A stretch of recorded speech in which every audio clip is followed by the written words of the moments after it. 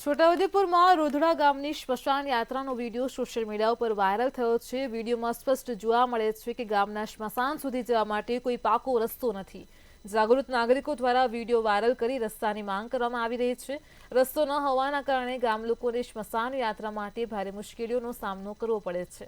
ખાસ કરીને વરસાદી ઋતુમાં પરિસ્થિતિ વધુ ગંભીર બની જાય છે। રોધડા ગામની અંદર 6 ફળિયામાં એવી તકલીફ છે કે જે સ્મશાનમાં જવા માટેનો કોઈ રસ્તો નથી। આવી હાલતમાં જવું પડશે। નદીમાં પાણી આવી જાય ત્યારે સપ પણ વહી જાય એવી કન્ડિશનમાં છે। સરકાર કોઈ ધ્યાનમાં લેતું નથી। એટલે આ રસ્તો બને એવી અમારી વિનંતી છે। રોધડા ગામ હોળી ફળિયા, નિશાળ ફળિયામાં 4 ફળિયા છે, જેમાં પાડલવા, રાતડિયા, સોળી ફળિયા અને ગમણ ફળિયા, આ 4 ફળિયામાં એવી તકલીફ છે। સ્મશાનમાં જ્યારે લાવવાની થાય, કોઈ પણ સબમને લાવવાનું થાય ને એટલે એટલી બધી કન્ડિશન ખરાબ છે। રસ્તો બનાવે એવી વિનંતી છે।